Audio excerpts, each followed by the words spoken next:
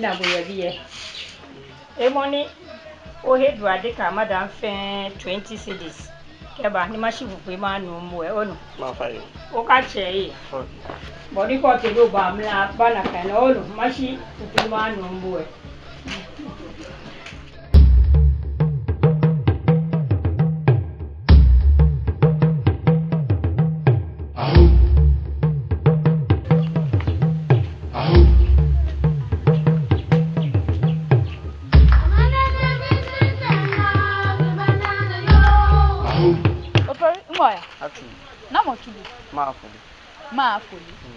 ewo bu e kaka bo lu onu wo na ni wo mami ke wa ke tu wo ka ya bu o bu o mami e wa ke tu bu o ba ya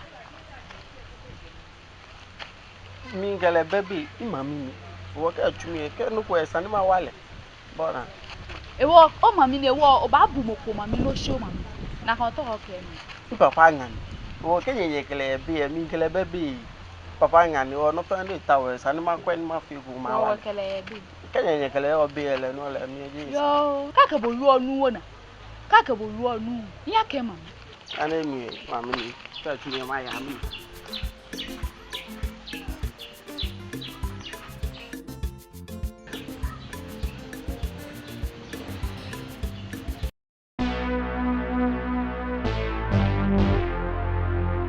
ipe kama chise wa denki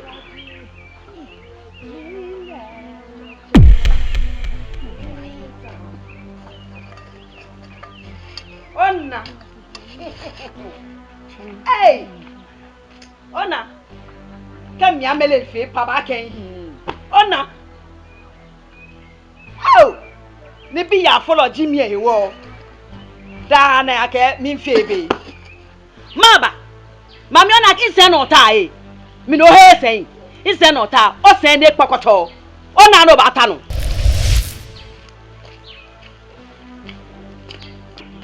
o sen na no se ne pokoto de no to ta sen no o amele mini sande e mo se hey na wan se no o wo twasina kan yo wan we ko ba na no ta no o ba na ka cho mi amele se follow no ni nta oh yo wa na mi mo bo o di fo mo nda ba mi na ma ye ni ko po toilet mi no ni amele mi sande o yi o ne amele hey yo wa anwa he ko wo na mi no ni ko po ta mi no ni minister en je ba ka ba ke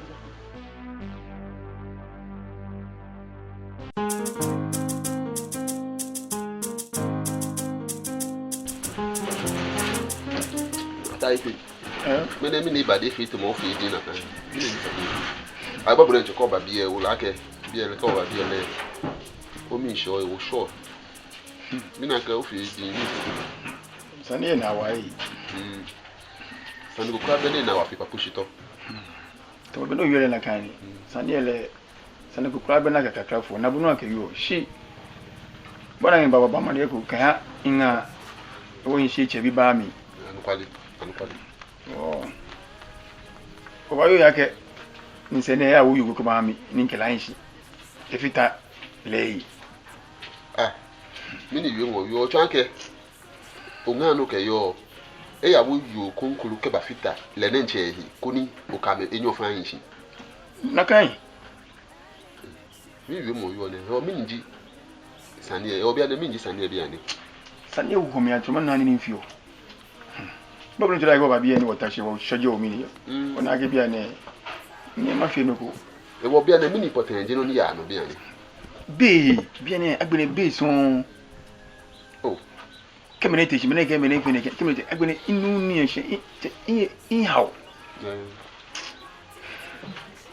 Ni ta cholete e wo no mo ndimoni corporate okwe le ndimoni ha da na create a problem e mi ye money awu ke ba ni no ni bomoni bomo awu buke ba ni bomo nda no kele bio yue moko e o mi ni bia na bo fio tani na benefio hi ta ite sanu ko na nya mashi e ja ke okwe na yin na ka bibi na ka fiu bibi na ka ya chono konkro sanu nyo ko na nya mashi sanu ko na nya mashi ojuba ka je na kan onye ne ke bi me ne ke no ko itwa mu ko e kula me ne ba awi no ko alu me ne ba afi mu ko no ko ka ya bu sane konkro ka ba o sanu onye no ko na nya mashi no kwa no ba nya no fi kenye kwa na ehi ye be hwemo le ne ya mo ko kwe de ba gbo na hwemo le ne ya e ja ka biye bita o malu bi fomo je gidigidi no mo na nche di mo ni ha bi e wo ke o ke yoye ni yo e fokuwe e tun ake ta so le ten ni wo sa no wo mo ko konkuru ba fito yi se e na pe yi sane ne le na pe wa ke le yo e na nche te atawo yo konkuru ke ba ha bo ake kala afo e wo bia ke be ke o twa bi e fi ko atwa bi e fi ko twa bi e fi ko be bo ma fi o mi so ye shi am be ni me na ehu ha bo be na ehu ha bo ini se shi makpere mi ma fi be dun ma ke bu e ora ni amashi ko no kwa ko ni o sa sa ne kedi na ke ba gbo na e wo fe mo ko ni ke o ba ko ro ba mi ska ni ke ile ye mo ko e ko mo ene mi ne fi na so pe mi sa ni ma hedi bi ya na ke shi gbete ni o mo no e ba shi fi o ba hi fi e ba hi tele bi ne che abaku mo pe ni mo no ba bi o e ba hi fi be je na ko e ba hi o ma kwe ke na no ko mo no ko mi e mama bo shika onu shi na gba ni ono ne o da ni amashi wa shi sa ne le na pe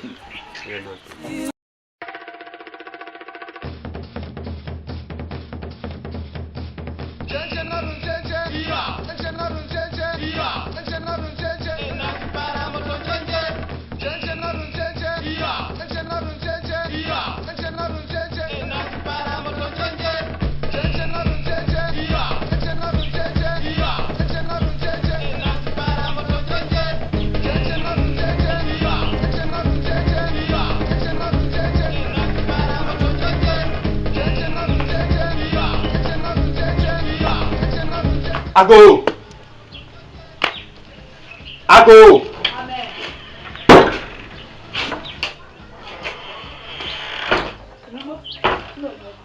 Hey, Oblayo.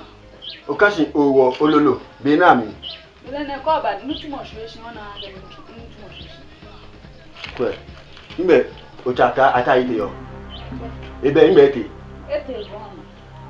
Ni onyawo ameli. Ko be shi ami pe yo shi. Bopo yo shi an. Ncho oyira do. Ole. Kinye le fon ku. Shinye le fon. Si ane mi ni yejo ni.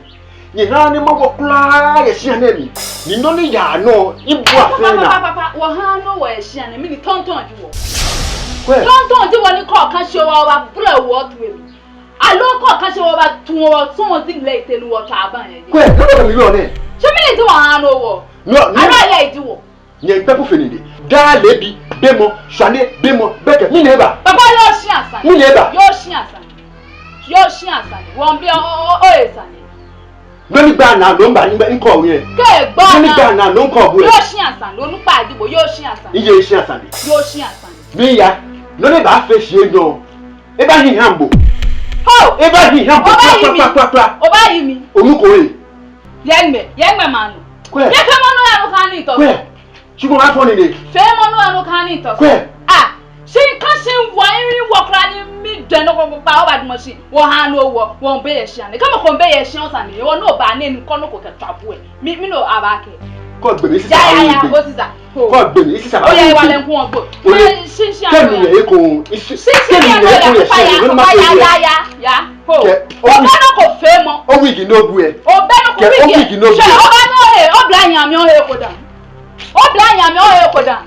Nkeke nunya e ko ye shi ane. Ke nunya e ko ye shi ane. Ya. Mana gbe ma ka shi. Ke no o boy. Ke ni pen yo shi ane. O ba cho mi. Ko no nye fa. Ni yo shi ane mi. O ba cho mi. No nye fa. Ka fe ni ka nke tuo ni je. Cho yin abu e je. Ben ya ke ni. O ka mi ni ba to anye. Blo to no ko ye ma na bi ona. Ma fe bo no ko ni. We. Ya me o. Ka fe ko ka mi ba fe ni e. Ko mo be ni mami yo no te mi afe. Onyamele. O ba ta mi ene. Kwe onyamele. We ka we bi ene. We be ni tata ite bagba. E ba na gbonu e shi ane. Kemo onyamele ake melenche mi o ya moko. Kemo onye amele ake melenche ya moko. Ya moko ya flan. Ya. Bibi e se no ba. Mi fun asla lo bi e se. O se nu e ba bi e. Ike ya.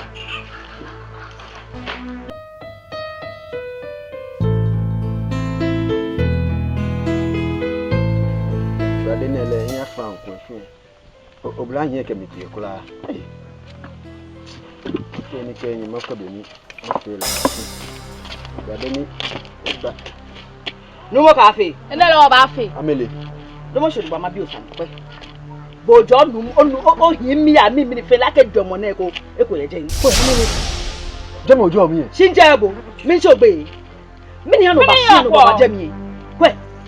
Mo ni binu ajele o yin pa enye no. Bono lo na ji ke ban si ya. No ba je mi ke mo bi le. Na ko bi le ke bu. Na ke nganya. Se mi no ba fe. Mi no ba fe. Kwe. No onye okele nke se shibu. Nke dede blom ni fi o ye shi ane no ke kasi e wo kula. No you fu blom o se. O tu lo jim no ke se ba shi mi. No kasi mi wo mi dwen here. O ba ka won block and wo. Kwa na fi o. O bobo he wo. Mi ni wo ka gbo wo da mi no wo hwe. E fe mi na pe. Alu eni ebe ne akebu ake ikongongo ni kenme apawa no ni mi se bang.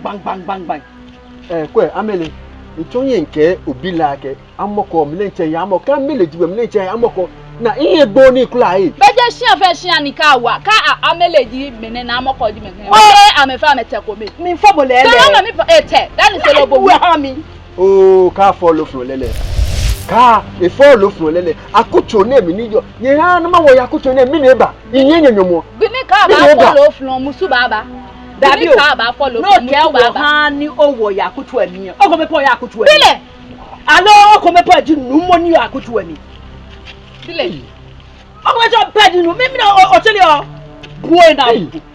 buo na bubu ke je ngene se ko lebe no so sinya ke je nwe kwa gbo sisi no sensia o ko hiye ba so ko se baba mi e bo no buo yambele ni penya ke ni aka nu mo na bi ba o Kwe amele ke dede ka amele iyo wa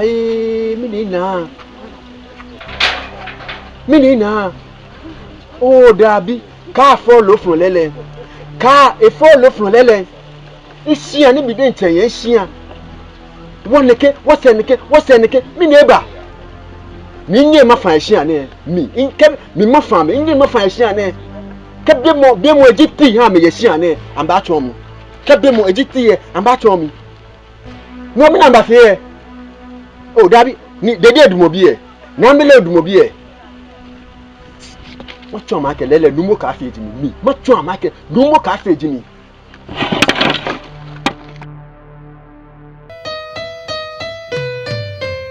ntwe no ya fe na le e gbe sabode nche a won bi numo ka fe ba ke na fe o emale fo de gbandila ke e ko da o bo modern dede o itwe fe fo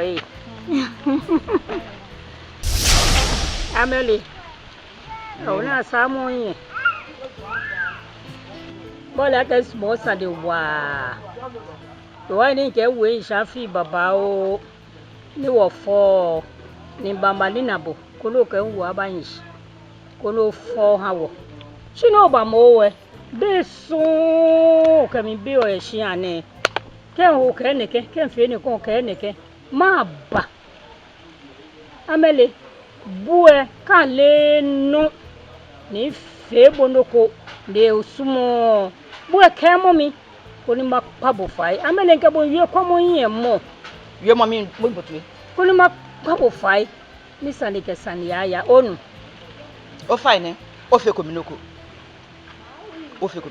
e wo ma abamo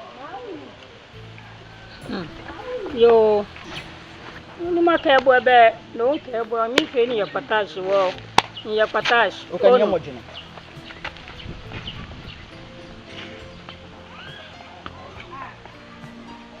mbidede bona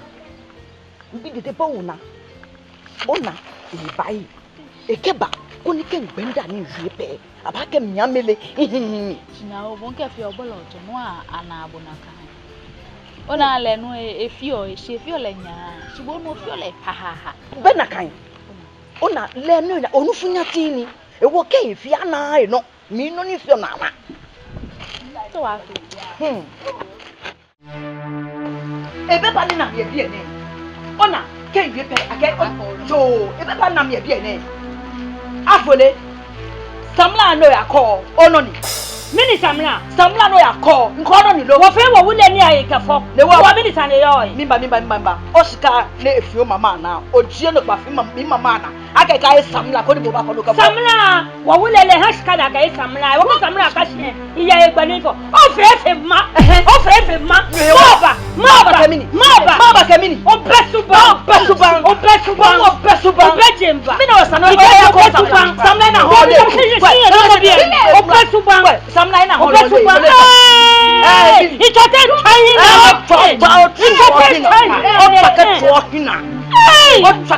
amale sa ko no ba wo mi no ken ba gbon we habo ni mi o ba gbon wule e wo tena ni mi no ni fo ni ke ba ka gba lai no fo mo de no do bo call mi ne fo mo bo no bo fo yako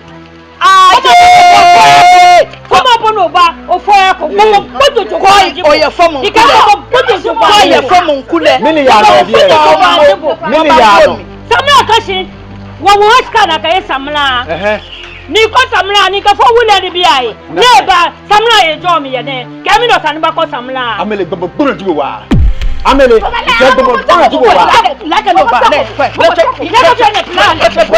plan ni wo mama je go amele be to ha amele ni ko gba ai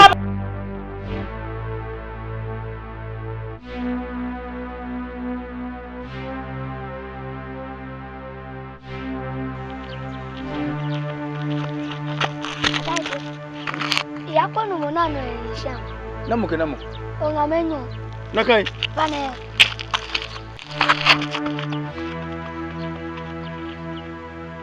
amele ni ko gba ai come on baba amele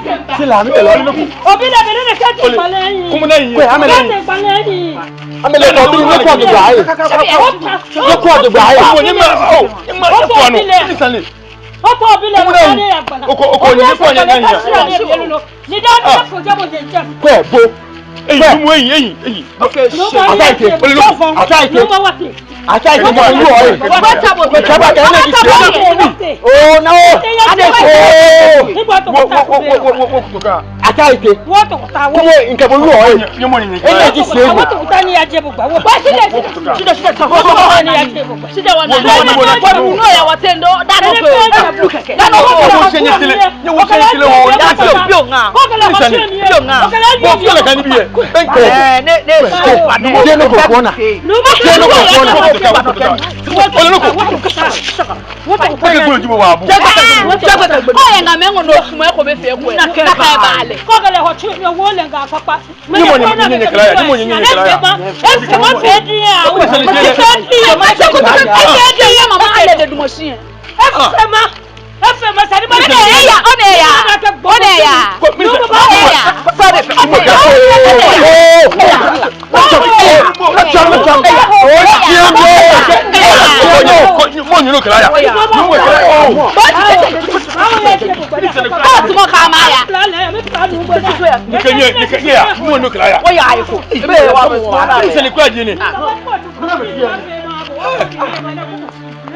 Si money atalebie ka be fi e se o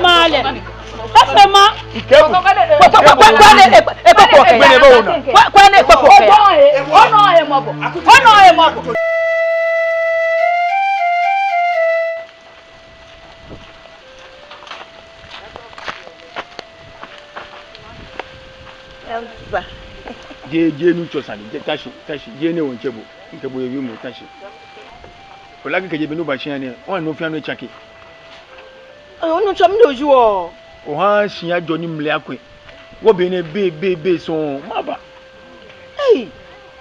inu chom mi bunu le we fata e be na kan le be na kan nchaka je hia ne oyo nu e wo no ju na kan yen Hia no yongmen yo.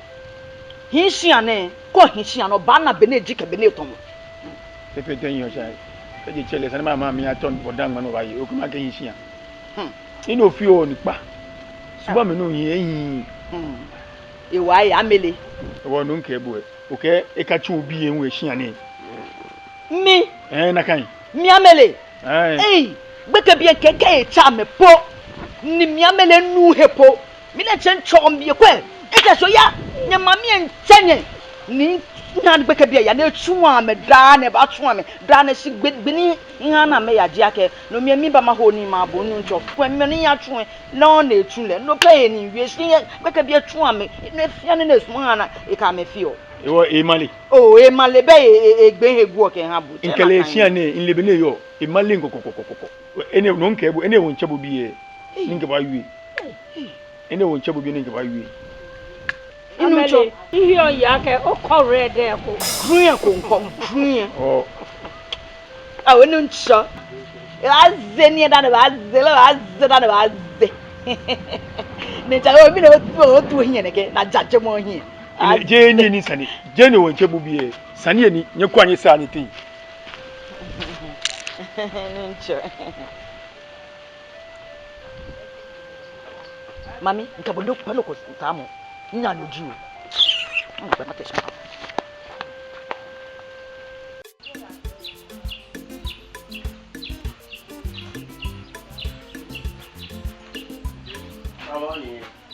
morning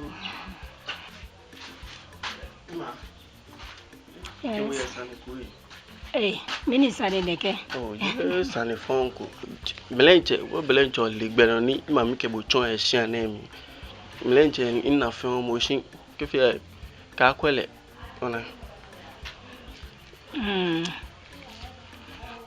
o mami ele ka fu idan kula mi den che mi na fe onu kenke mahele no e ba cho ya shiane e wo fe ye bulu keke ninke yo shiane onu fani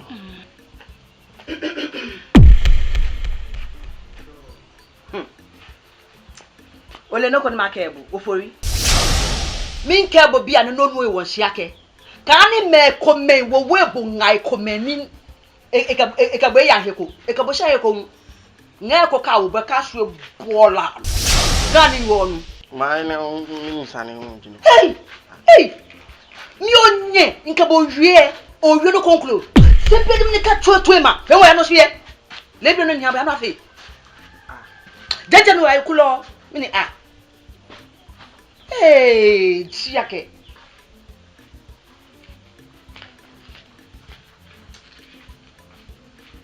Mami, ole no ko ni makebo. Efo skome ko na agbe. Jebo ba wo bia nga o hami. Na kadi pi ko maka wa medwomo miye. Ono no fiofen na. Jebo wo bia nga o hami. Jebo wo bia nga o hami ko de nga wo ya no afo no. Ya no afo no wole nga. No ni kam so mi ene fueko nyemo hoeko no fo no vua me nga. Afo anu afueko. Kwa, ngapon mai bia kwa.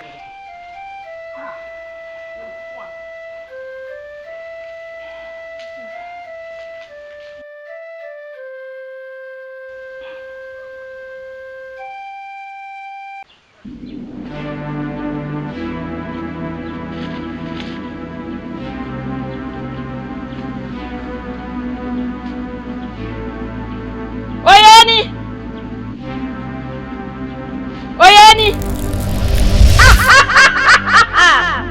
Mimi jona ba. Oyeni. O fine. No ni woni ma bi eji. Wo yenyo. Iya bi enyi. Ni nwule. Mi to ni mi pe ni esu. No ni jo mo ko meche ba yo keka chuni. Mi pe ni esu. O sani e. Chachu da sele. Oloko me pe enya bi osuno. Leji chachu jo. Ewa ka segbe ma wa jo. Nene ma trouble for fe mo le pepepepe. Bana ma he habo. Jo, si momo e. Nene ma trouble e. Fe mo le pepepepe. Emo. Ka segbe ye mo. Mo ya ka we ni.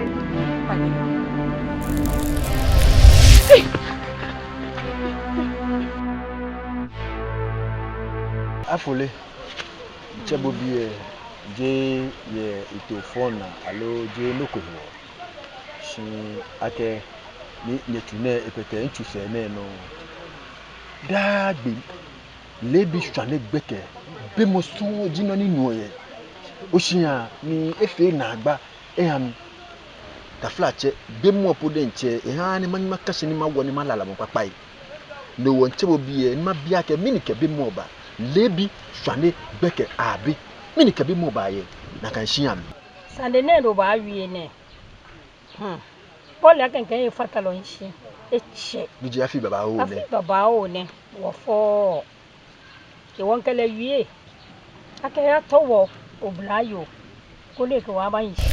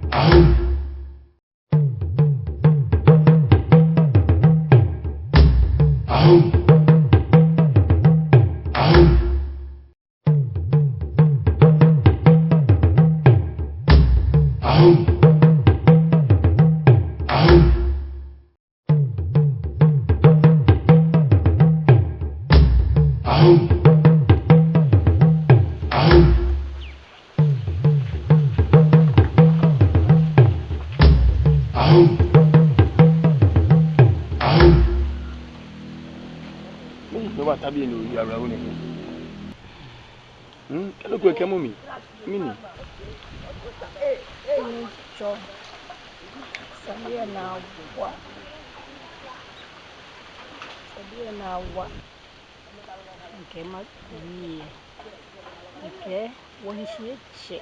Then when you work, the lamueshe. Diba.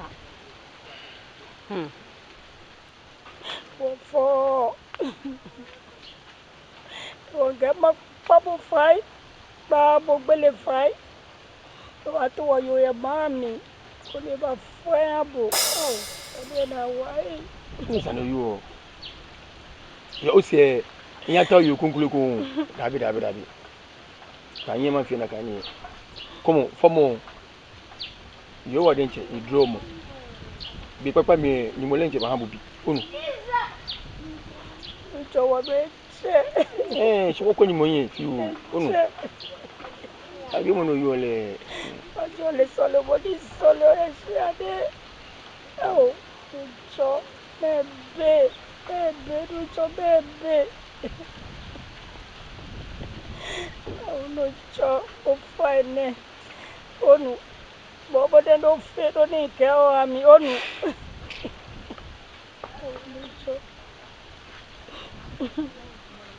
Ole, bo ko wi e ma dwen yi onu. Ma dwen yi. Ko ni se mi ko do no ba fi. Yo, o yenu.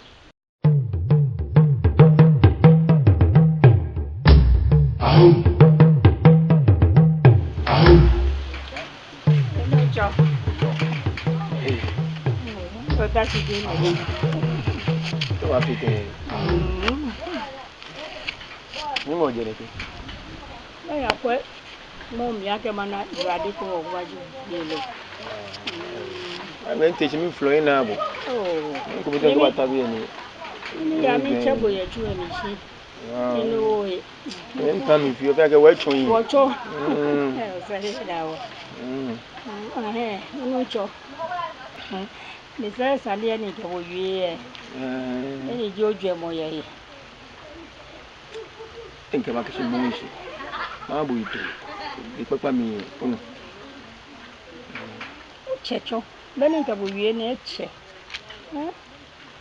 Na effort ko ni o fe ye sani ye. O mi de che.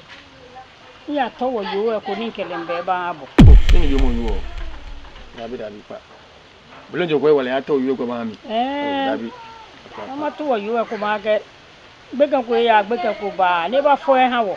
Ko bi mo yo. Na de wo de la. Ni ya to wo yo no ni yo no ya to wo mo ko kele ba. Samo ye ka yue ne ka yue mo ne ko mo ye fe. Oh, ene ba je blema no ko ni. No ko na afio. Je wo pe mo fio. O into mo ko yi. Je na ka nke ba ke bile ni mo ni ha bi. O wa na tu bi papa mi yo wa lenche ba dro bo ke bi.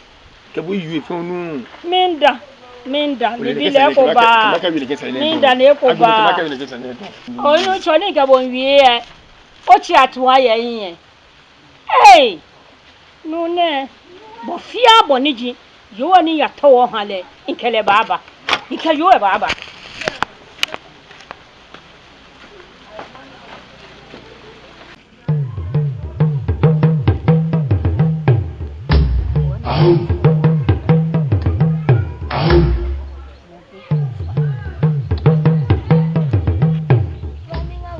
Hello, noi. Papo to yo ten.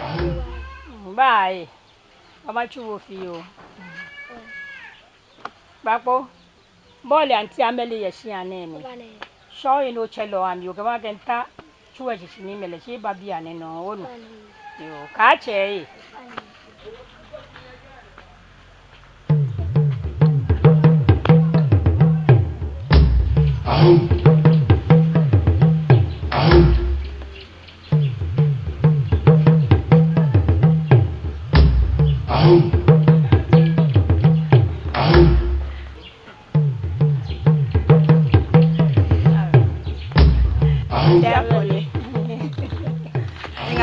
Hello, no shabi e. O fine.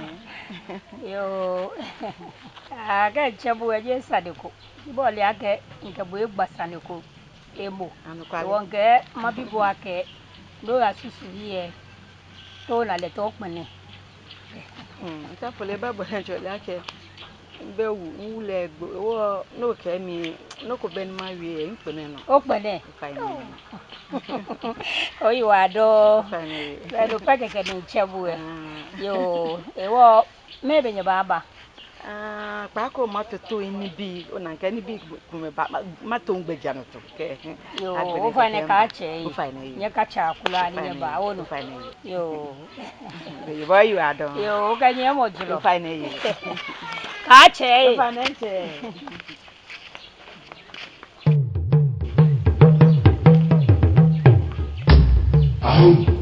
Kele baba yo ko kele kele baba ikele baba ngene wa ufitai Kele ike so ba kele mini gajo kele mini wie mo kami yo mini je o yiko afto yen kele ngene wa hishi eche fo mo ba ni ke ya to yo ne ka ba fa yo ni eche kele baba shani ike kele baba okay boy ike shi kele baba ngene wa ufitai nyalo ko yiko ba shani o ma le kula miji nuwe nyalo ko yiko ba shani no ko boy bojimi ninu lolo fe ne wo shale kete kele baba shale o le no kele baya si je shi ne kele baba shi ane mi ala ke shi ane mi yo kele baba shi ane mi mini wie mo kami yo maba mini je wo yo maba no mo mi ne ke o se yan wo yo ko we maba no mo mi ne ke amengbo ni mo be di amengbo amo mi mini no ke o boy maba mo mi ne ke okay yo ko ba shi ane ikele baba kele baba wote endo baya kama baya ikajua baba kama kule wao mtai wote ikakele baba inoncho beke inchebo biye iyele fonko bude choli haumo ni wo yomi ye shiane ke hawo before mo ke bo ewie a akawa to wo yo to neighbor foi abo shofe effort ko wo mi denche ifan na de ne ya to wo bla yo ne keba ko de ke bo abahish ne foi abo ehia bi ye enyo do po cho mi ake musumi egbele ne ba foi abo wo mani afio ni yen ni lebi nene Amana bo. Yo. Amele. Mimba no. Yo.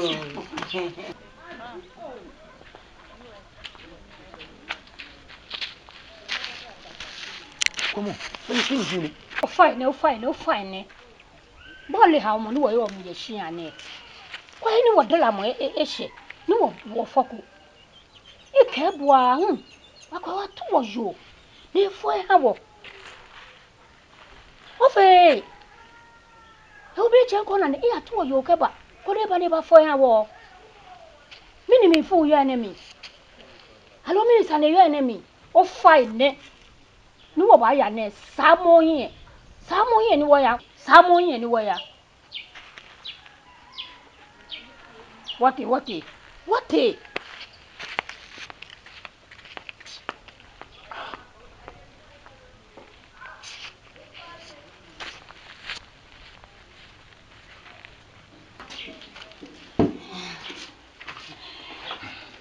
Ameliede Jafuli Amelina mi she o epene no fi anu eja nkanya ba yin shi fe fo ye shi ane onu fine Mini je me gbe me cho bo ebo da ni wo te shi en ke acho na amele ke dede ke ofo e bi enyo de yen do ba gbana shi ne Ele ba o hinyi fine Yesiani yero yo amele wo ye nyewo wo mi yo wo ke ba yin shi fe fo nye nu fine o me chuye ni beni wo nye chune uko bi ye nye chune fine yo ko bi nye fo ha wo nkele wie pene ofe wo mi denche nya to wo bla yo nya ni nkele ba hale ko le klanch ko na fo ni bi ba se le je mi le ne ba kele nsi jo yo ye si ne jogba sane ko be si ba fe afifi o chi ya mi ne ha manu ni ye si ya dagbi kebe kongo ejemi ken fe le ken e fomi kasanchi do di bulomo ni ya no ye wo si ya e kebe baba oni ya lo me ano kwale sane ke wie po wie ko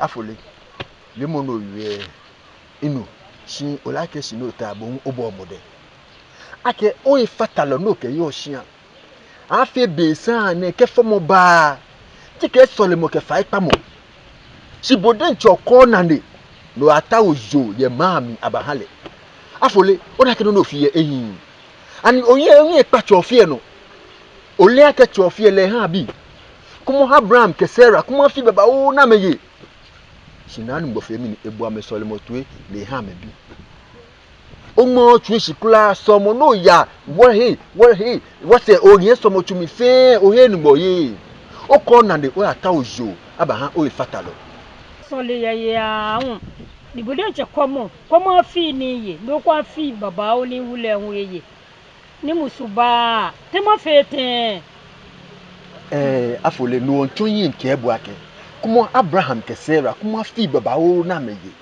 oha ke se si ame femin ame fo kuma yo no awo abahan owu what say hey no tai afole kuma na he ke wie ke fo ni mo tumo oyin no de saba ne afole kuma na he ye enyo ke sile he eji na agba kuma na he yo chachi po chon mi ne o chore ji sin le ko ka ji sin ke no ka fe lo so yi afole ka fe ni osua ohe zo no kele ba ni ji amele ne bode choba nyo ho yi ake na kan amele no chon e ko nande de ke ba nsia ni ba jami okay igbe ko na ebiyo ni ji dede ekele yese ke ba nsia na ba juam yo to gba na wo mi pada na ka mi machine ebiyo na ne takwa amba juami amele ke ebi ko na de bo sha na ba jebo o cho fa ene ni pabo gbele fa onu keke ame o ha mi onu mi ye wo komu mi ye wo onu o fa ene so no wie nu sike chanu na efi esi enyo nkeke ame kokoko ni numa fi ye ma na emi aba ke mi numo ka fi no ke bu o fa ene wa ma pabo onu yo nu mi ya wo keba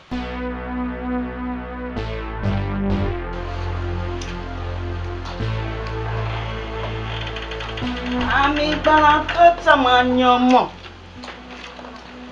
Ami gbala ko tamanyomo. Nyanyo pape ami gbala ko tamanyomo. Nkansusu ekenka shini woni wo. Ami gbala ko tamanyomo. Nyanyo le ami gbala ko tamanyomo. Dole nuenso mami.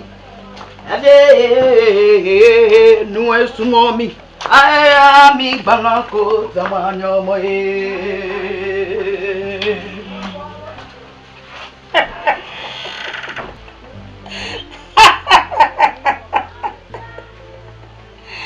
Eto julo.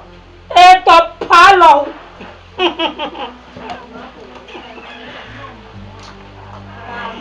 Eto jule to palo le che nchogbe. Eto jule to palo nchogbe. Mi yen da ni ken yue to nchogbe. Nchogbe. Kasanchi elelu cho.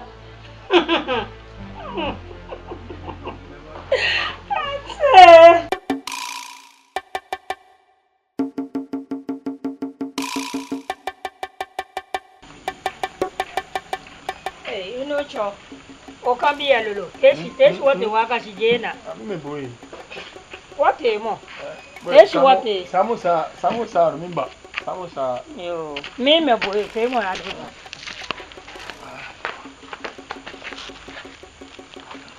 inu cho what the waka shi me ni mo te aka shi o chi na mi fe je o je nkan shikra mi ntanu mo na waka ho but no waka shi inu cho boy fe no ko ya no awe je me onu ya yo ya mimba ka ache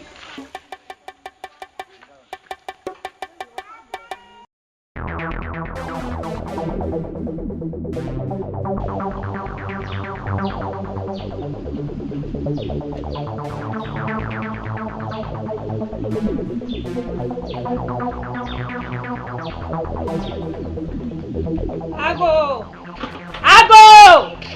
Mami, open no more cafe be. Ah, oh. Hey, hey, what? Get go no, o check on you make a pololo. Ke ya kono ko tu ese ma be ko tu ese. Ah, oya ni o chon mini. Afole. Nombo. Ni lebi na hu. No more cafe. Wa sha lebi ne. Ni wu ke se skala aje. Niji owu aka ite. Ita to washka wa na afole ke bile awe la no mi jushka. Oh! Ma ko na me yemi wenwe yesia. Je lo ko bibio. E won ke ba mi ba ko ni mama bobo amani e no ani na me. Hey, afole. Afolo tania he. Ambele ka jufo no. Ake bo ko owuska. Ikabo ye akoto na mi le. Oji ko moko dan. Ni lebo. Mini sanene. Amele. Ole loko. Kayo chi. Kafo. Memi, mi bonu. Memi no, mi ba. Mimi. Nini sade kura ne. Siamu ni woyo. Nya mana ye jole. Kencho be nye gae. Kencho obi o kenka chule. Mini sade kura yo ne kami yo ne au. Itaike utae ko ka fombe musumbi po be mi ko po. Sani ma ishi na kai ni ke bo amele nyanyo wajo ni yawobo. Aka ke wu e ba fo. Mele ko mo sane no kami yo e sha ne au. Yo wa e. Afole ka. Yo ba ba mi o ami e. Afole ka fo onye yin ke afo ka fo. Ole noko. Ju na ke fo no ka yo twi kula. Wote ni mata osani adan. Ka fo kula. Natu o so eto yake. Natu o so eto. Imomi. Nlagba te yin no ka ju. Omo abela ko lo ka gbesi. Amele. Omo abela o. Amele na ipe. Fo no. Wote. Na mo ba atakun. Kwe, ngo che yo. Na Mo do si jo gba lo ka gbesi. No mo na okwa ye bi. Kwe. Na wo jine ga eche. Kwe. Odumo gada atumo mi ni. So ko ne ado emi. Na sa atwa no. Mo ka pa sa no hale. Kwe, Amele. Mene lo iwo mbabi e. Mini wo babi e. Ke ngo che o, bo ngo wu yo. Onu pa ti o ko ba mo ko sian ke bulaba. Ile ago. Ile ago. Bedu mo si mo. O ba so du mo se to mo. Amaga. So no du mo. Eyin akoba. Aka ipe ba. Come on, mini ya ro sia de. Inu chota sin. Mini ya ro sia. O pa ne ba sian ne le o pa le kusun. O ba mo ko sian le ago. O ta mo. Aka ipe. Mami, come on, ofani iska no ko o ka nwe sia mi. Iko ko skalo. Afole ka bi. Aka ipe. No, me na me tashi e. Na me ka jumfo. O na kenkle no. Bohu o ka jumfo. Aka ipe alugo. Kenu ko fi no je bonu mani ani no kele sina mo lo kele. Ami ye mo ka mi. Ko fi no se so abola mani. Aka ipe bele me nche o na dulo bo tele dulo. Dabi. Aka ipe alugo. Aka ipe o fo yin ke yawe. E ka ba spon. Aka ipe Afole kayo twi kula no ni yo mi pledge anukole e wo mbabi ene anukole komitu e no e wo mbabi ene mo bibo Sunday mi tan ni oju anukole nana ye ni sika yo Afole sika bo ko O je mi ko. Afole ike sika ne laji e bo ko lo Kan le di pona ka fo ye chu mi na ko sika. siete no mo bibo e ni sadina bi ole siete no ko yese Afole ike sika ne laji e bo ko lo O ke je mi ko. Nko ko sika. yo abi don mba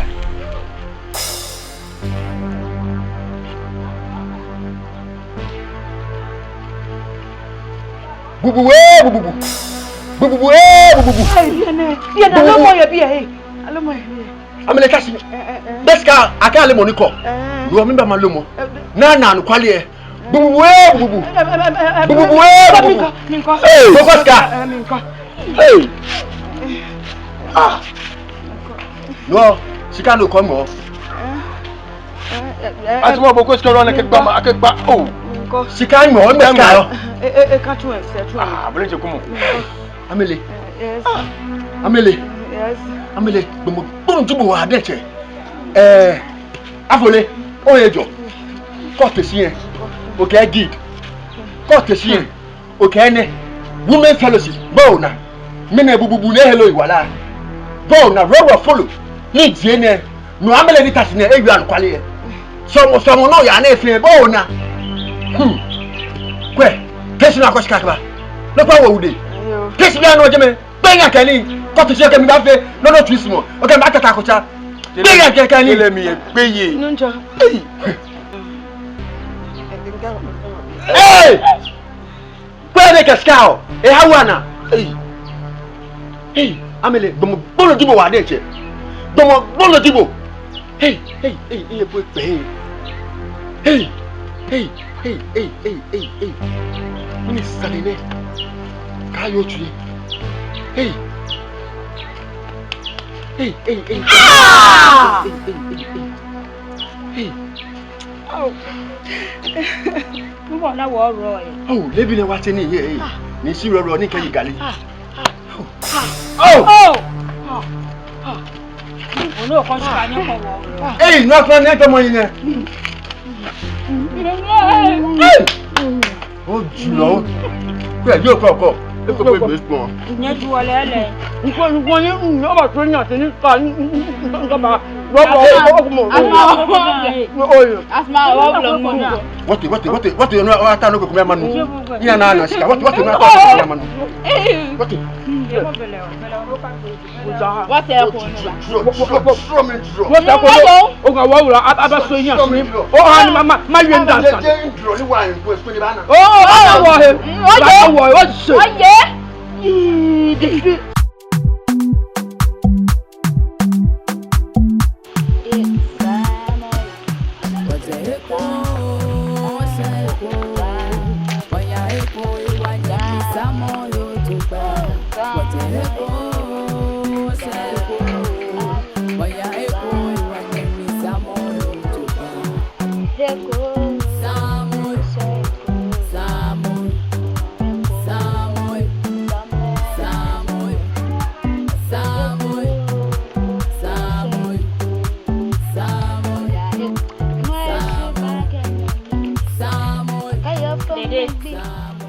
Dede.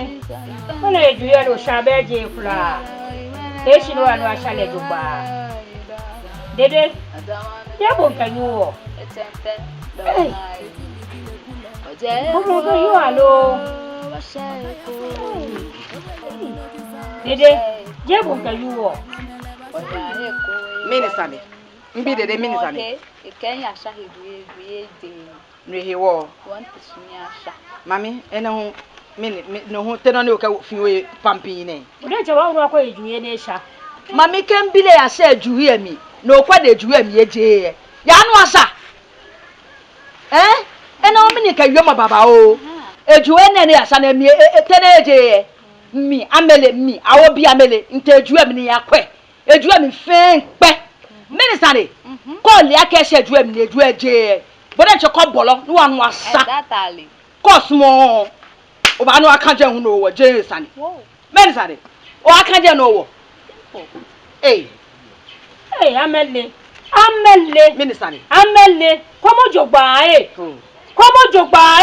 yo enele hu ate mo popo so fi obile Mi na fe. Ma ba. Kensha. Okay. Insha le hu ke. kafra mbo so ejogba eje mbidede sibe budi nche bo na ke ejuwe no wasa ejuwe mi eje be bo na Now, being people paraju na paraju. eje ka ba ke paraju ma se ejuwe mi ejuwe no ndabi ejuwe le eja no kwalisa shake nsumu ne ba yoro ko hwan woni ni ono nsumu na ya no wasa je Me noti. ni no chiton Ngbe me na washa. E woro me noti ka sha. Ko fe moto ka ko lo cha se pe mo ne ba na mo ko ba sale bayi ya wo do maba inu chonko ni enu ba Como? O ba na ni machi. No, ni jinu. afo le mi no fu yo ye no inu cha ye no afo le mi no fu ti o mo O mo fi fi o. Minisani. Ni jini. inu cha ye no o minister le se ko no mini ni to ma mi last week no ho ni wala week na mi wo ni ya ni ko tune mi ni ba ye ni to mini afedi ya sami o ke bo ya afedi gele mini ni to ma ye afema ye no ye to ye chike ya se ye mini to ye ni ye wo mo ye ni ya ye no ma bo ye inu to nke bi no ba ye ngene ye no iya jabe chi ni o jabe chike ya se inu to ye kasi no ye iye ni ko do ko kasi no ye ba kasi no ye inu to ya ba ye ni ye bo yin egbo mo yin egbo bo ho ni ni no ko be ni yin ko o bejeba si fe semi ka no ko be ni o bejeba fe jemi keje mi ke bo ba shi ane ko no fi ofe aje o fo ko so ba wo mi si no fo no ba wo mi no fo no ba wo mi o ka bu fo mo jemi nke nje bo mi so o ka bu fo mo jemi mi se bo gbe ni ya kene ko ba so kula ko gbala ne ke bo ba o wo ni e ke ba o ka ba ba ko gbala ne ke bo ba e ko na mo ba besu bambo o besu ba o oyin egbo polo no mo fe mo ba ye wo si ane oyin egbo yo gbondo aso aye po si ye ni chaten twahin na ne ken ye ei no kan he ko no gbo ni ìyàwó bo ageke nwo abayin mene ko no ke fi o mi yo wa ka we ko bashpon e bahin wonu chole wo kena kan kwa po de che ni eye aso wa ko wa zan no ko le fe besa no ye ni lo le ho e abo no ye fe je no atayite mini njino ni ya no nyehia miye ashidane akanyehia miye meneneke wo neke ta cholete numu eni benkenye je ta cholete numu ka fi nji o mini ye e ba he dan fi o shidane ba he ni ba taje me wiemo pie wiemo ke ni ko obo wiemo na ewi ofen to efen chwanke ona ke ehia benke o hia deke o ngamenyo da na be ne ke machine ni ke fe na ke ha na enye kan shi na ewo ni eke o ngabi bio especially every day fe o ngabi bio kele fe be ke na le nye jo le nye egbo le ni ba je le ke ne kan mini njino ni ya no ehia sani ni ya no ehia me agbene le ni se amani ni babobo na kan no ya no lo agbene ke me ti se e kan ye ni me no kan ye ni o ba ya ke amonto ni je chemba ne nkwa do mo bi ne ni ni mai keke me te che kan ye ni me no kan ye ni woni ni na ni mai no ni chin kwa do mo bi ne na ni ona no ba shona mi ni ba do mo bi e wo chan ke be me na fe ni akeye ni me no kan ni ba ke no ye na kan be o hia na mi le je me ngo ke mo hia ka di me ngo ba yin je no kwe o hia ngo e ya ke me na fe ni me na we fe ni aka me fe ke ye le bo hia ngo ngo na be nkebu ake joweni otu a wule ke ba fita ye ko kwe na yin ba gba e ba chonse ne jemi yin foto na wule ke ba jemi aja ke ta cholete o ke yo yo mu te fi oten agbene ana be ni nyete abale no yo konklu ba ne ba nwe ke mo ko fita le ke bi fita ke ba bi yenyo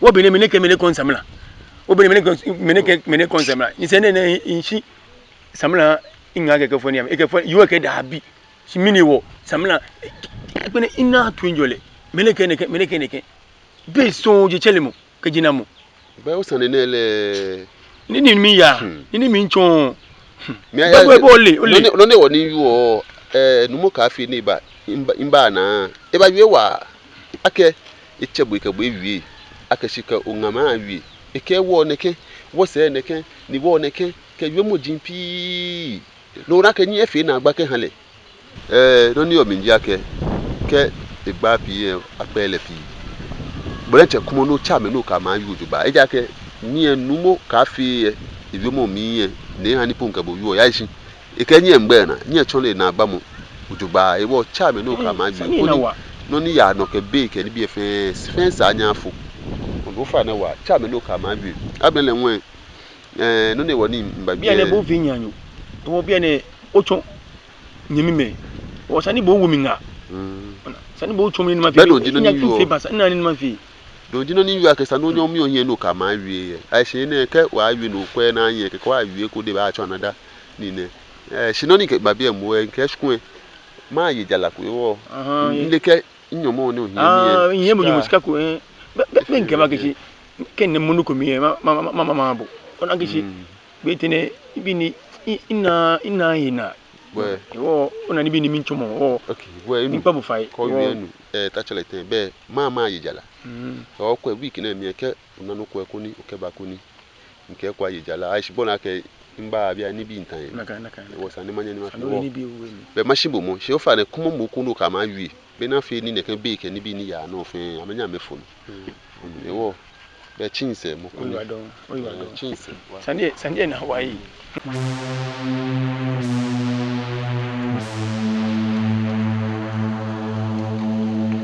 Oyeni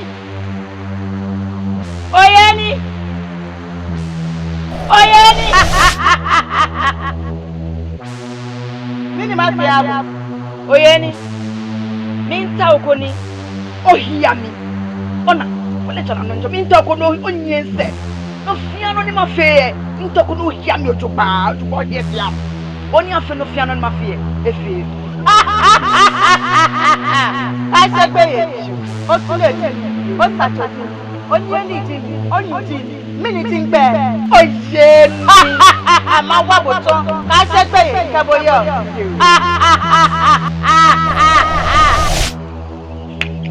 wala papa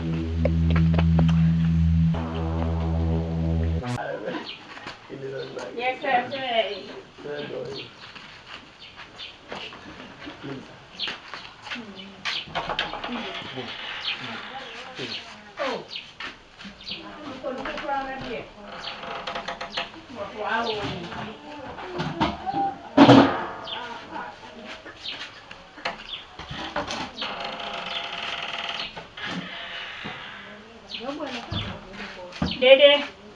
Dede nuko beja meni kwa hao ni bae kulwa no afuru ke bawo no ami omo ye mi dede ofoli ma bae no afuru ke bawo ka woni ono ka che ono ya no ba ne yi ono ya no ba ono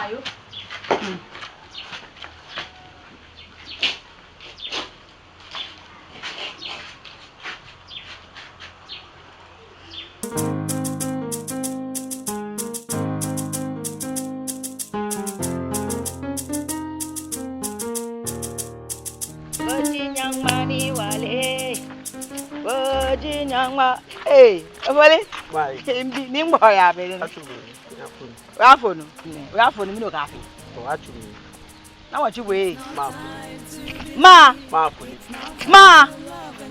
mi ni kwe shenye makeba keshi na kan afole kemie ke tubo ka ya shenye je ke be bi ofole bi ke bu mi kwe o na mi amele bi o ne ke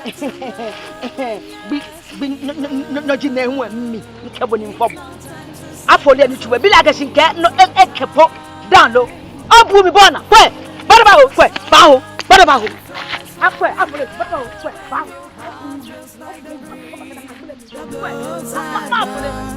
and it makes you feel so proud even as you walk around. Love is so beautiful.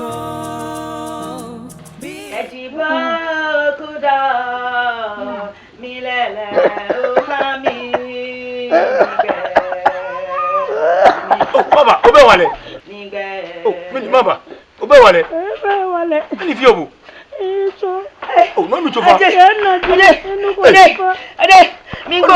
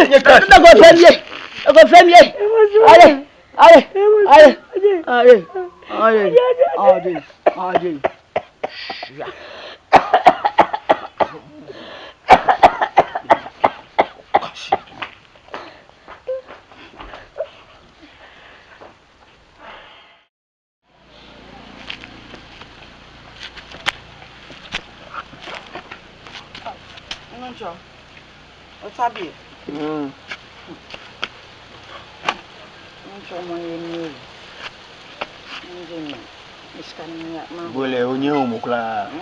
Omo fi oba ibo nenu ke gomo ni. Onye o fi fast fi o. Ba wan, no tani ke honya ti ke bo ba. Bi o papa me.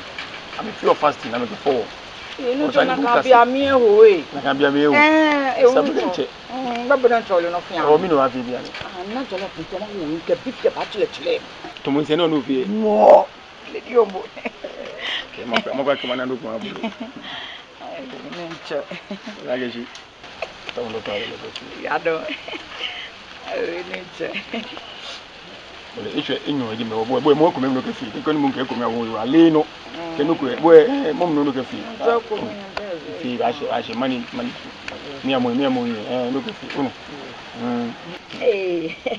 nche aista I would love inte bi fie ba chelle na kai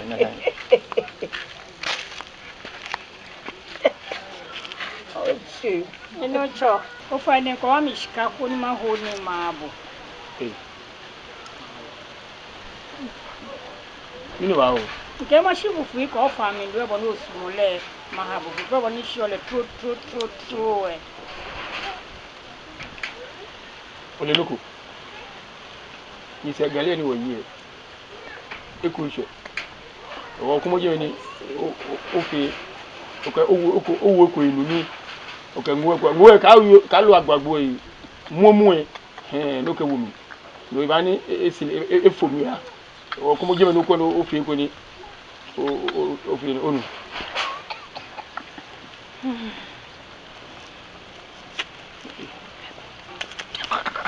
o ko mo je no fi to take my shit that I got to love as the verses of this day coming on. Ajé. I'm afraid Gary can go no. I'm afraid jollof ni beef ya kolo. Minla sanji. Ayi jollof o ke. Okay. Ini ne. Mini bufu. I'm Gary go to jail. Then you say, "What a sick day, okay, Gary and me, a bamboo that is to Nakai. A bamboo one. Nakai. Near me, Auntie. No, you are Pamblos or young Quebec and walk a few no go. Okay, no go. Hey.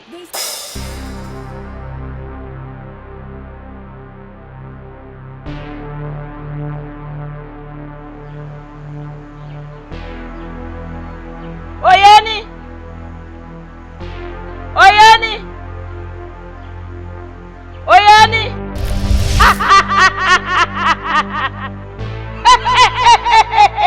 Mini bi na agba.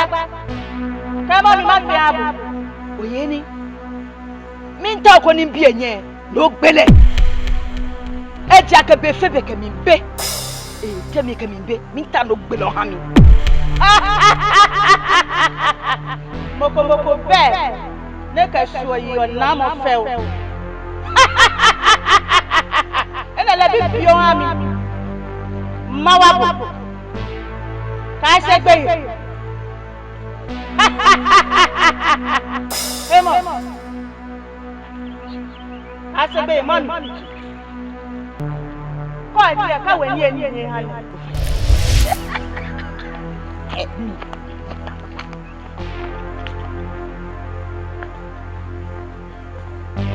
Mbi dede.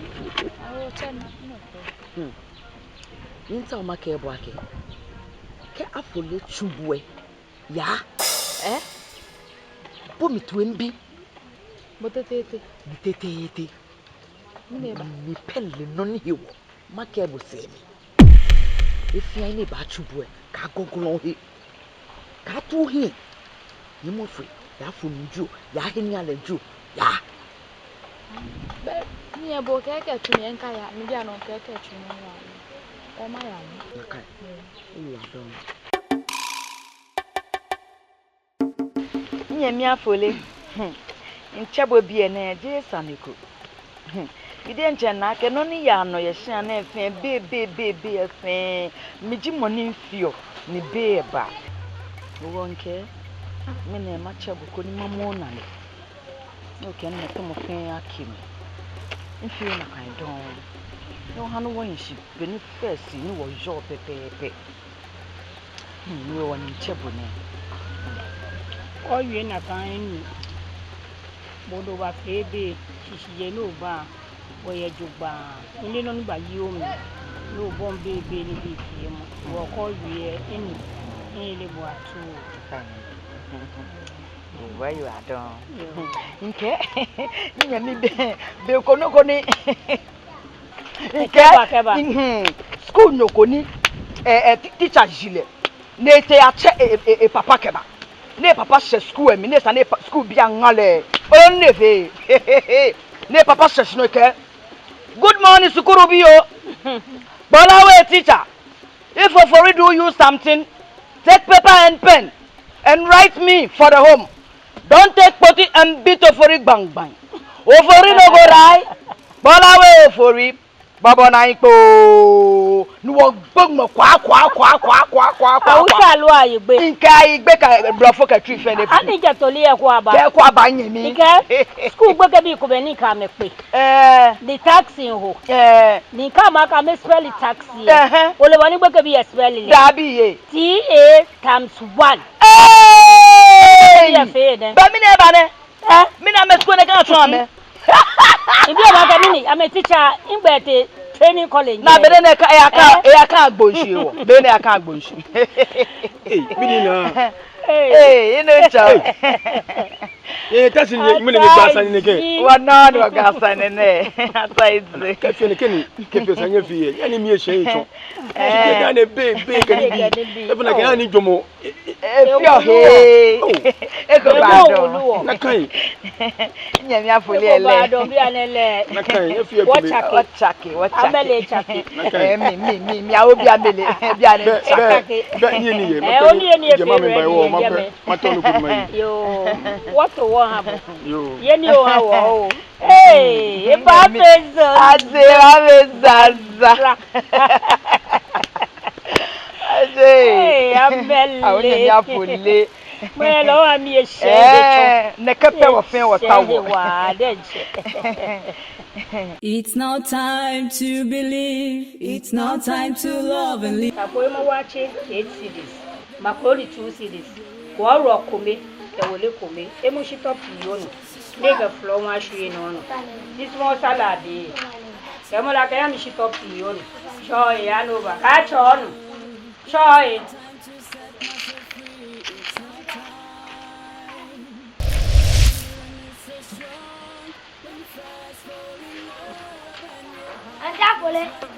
Anta pole. Yes, oba.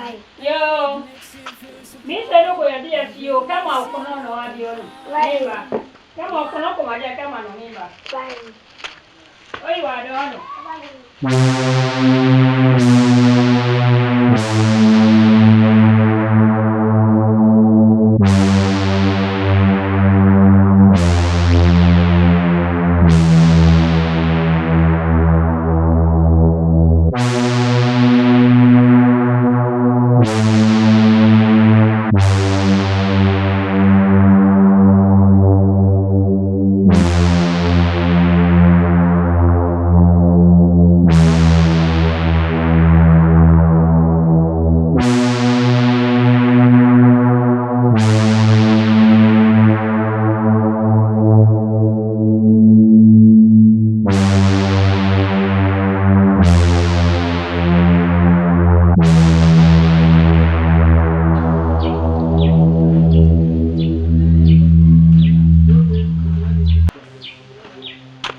Ma.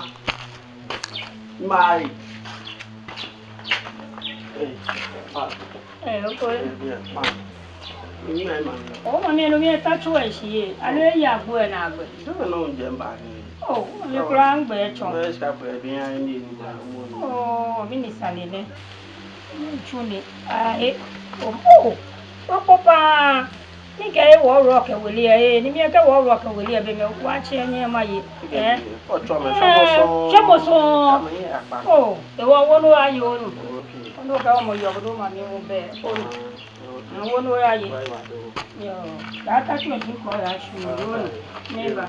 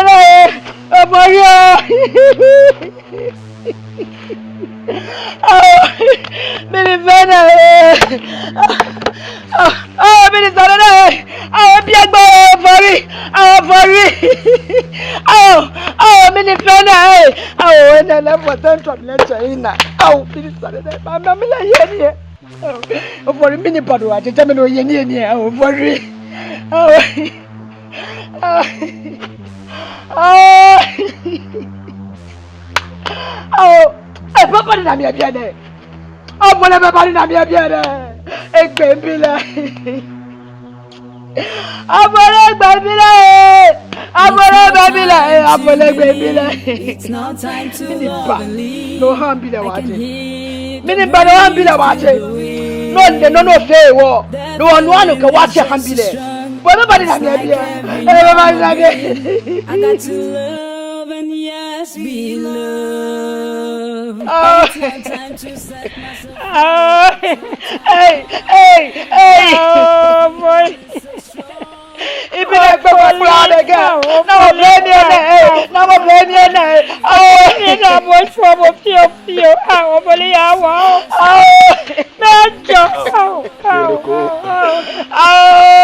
Enjoy it. I baby love me.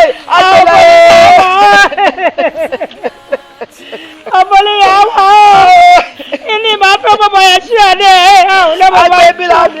I baby. No mama too.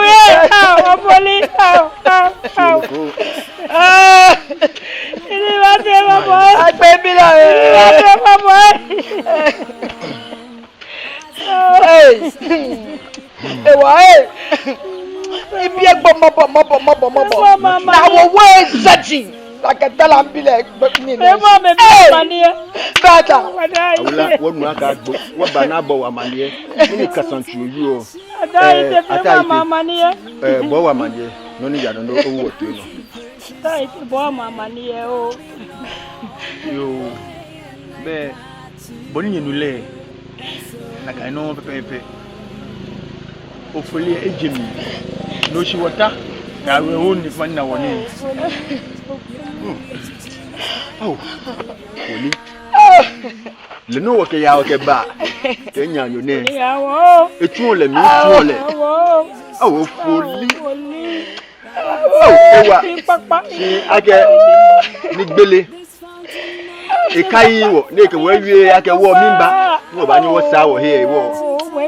Ko foli egbu e. Mo be lo ko no ba gbe si. Oh, ataite. So foli ma chule. Oh no. To be ni won nche wo ke wo to enu here. Ni mo ba ka me no bia ka fi yo. Eja ke gbele le ke bale na kan ne ke no ndi beni. Shimo ma bia ma ke wo bia nani ejemi ye. Mi ndi beja no to ke ha efu. Mi abala ke ihu odan wo ke bi e she te dan fe na ba ni kofi.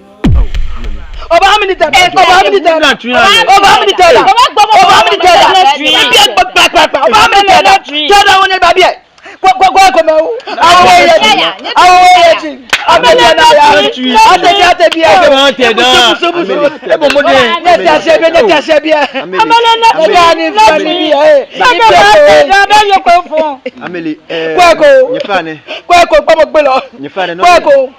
Amelie, if I no you me page yake. No, enyo wo nyem.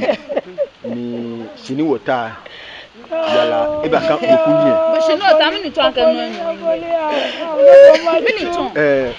Yala eba ka okunie. Get no she be get she. Me ni to no ingam no woni ye. Get she no she be get she. Yala, nyekumi nyenye fi. Ah, no mama ya. Ofolie minkele ya nkele ba. Ni no you me page yake. Yala. Nani machanvi mono mita mabiake. Yala meni ni abaja ngo ye ni ni yo mita mana ni na abaja lunch dani ke kule mata yala buwe ko mahiye ni nke ba ya lunch. Kwa numo. Kata. Oje gbogbo na tui.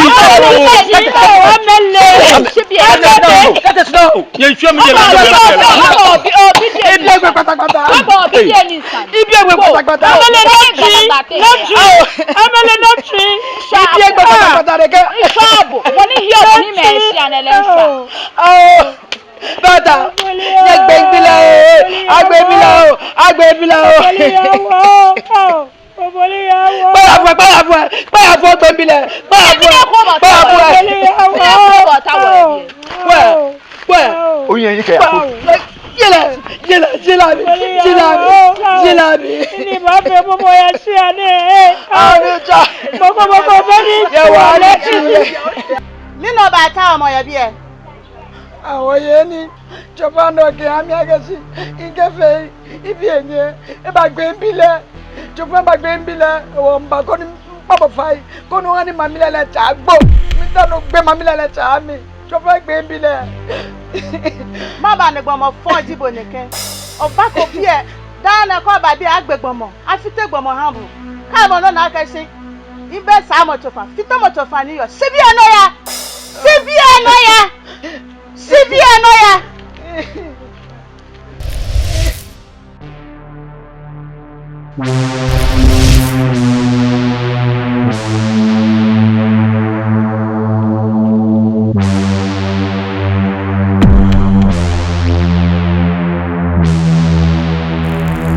Opori hey Ingba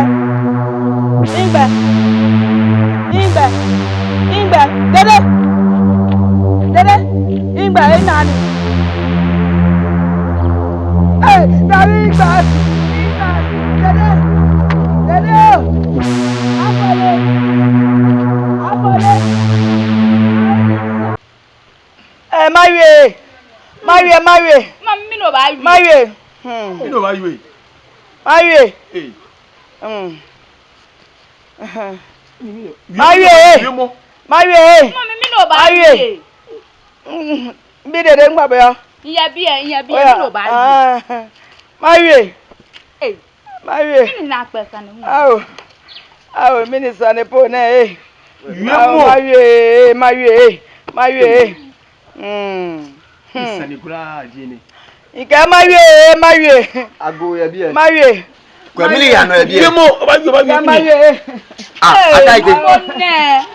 Ataite. Oh, don't do. Amele mi le weta shi. Iye ni mi funi keke. Iye mi funi keke. Ah ni. Mi le ba mi ni si pon ta. Watra she bi na truka no le ba puwe. Ati to wo. Ena ni imesula. No seketa. Ena ni ya mi le gbeno. Ika Marie. Yemo. Jemo mi le yo jemo. Mi gba ne fai. Níbi ni yano ese na fe. Meji mo ni fi o. E wole je no ko he ya wo e bi. Bo wole aka no fi o. Otu on.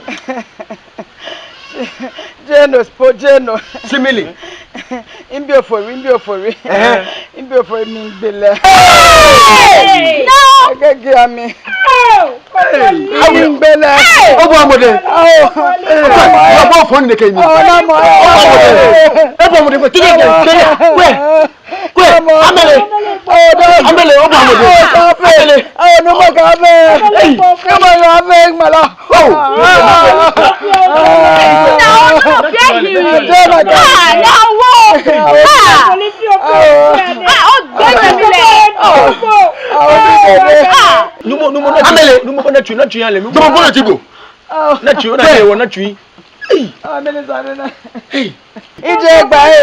Ije gba ke mi gbele simo ya echofa ni nka gbe bi eyan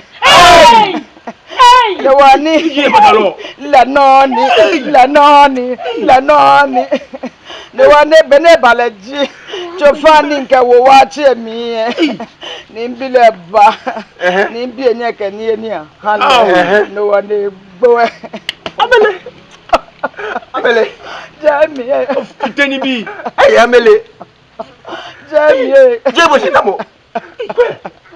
Ataite. Ikebo zue. Agbene nwe. Inu njo. Mi a obi Amele. Inte chofano ni a chofa ake nka jimile.